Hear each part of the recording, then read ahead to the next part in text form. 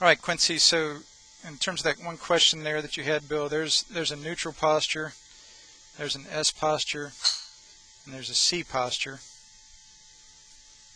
See, that's where there's my belt buckle is pointed too much down at the ground, my belt is too vertical.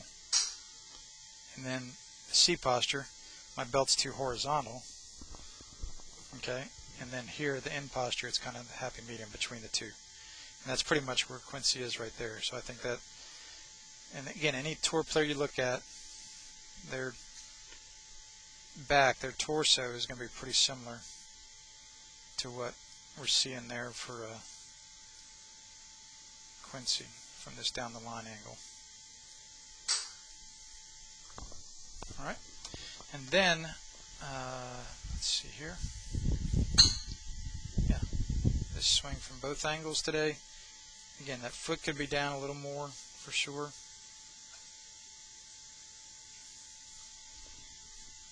Through there, and then over here.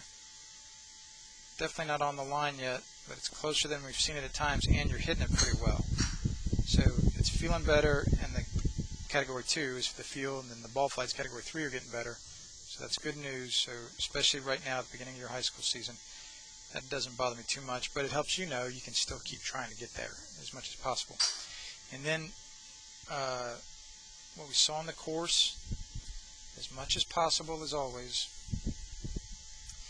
to eliminate, again, you're doing the PGA, which is great before each round. You're doing the dupes through putts and through pitches after the round, so that's fantastic. And again, I'm ascertaining from what y'all are telling me and what I've observed this year that, yeah, the dupes aren't too much of a problem. The 3 pitches are still a problem sometime. We didn't talk about that today, but then the main problem seems to be the 3 putts. So this is a few years ago. Taylor hit 10 balls here, 1 went in the hole, so it looks like, oh, it's a pretty good batch.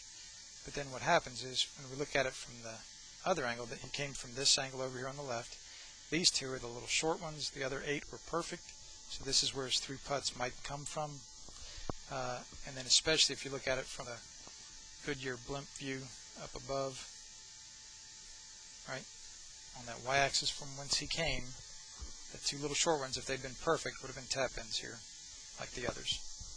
And so, and the 2 main things I'm saying from what y'all are telling me, the questions I'm asking you and what y'all are telling me, is, like I showed you, that crazy side hill putt with the flag on that mound, it would have been better to have been even chipping from the front of that green. Probably not pitching, but chipping from where that flag was. You had so much green there.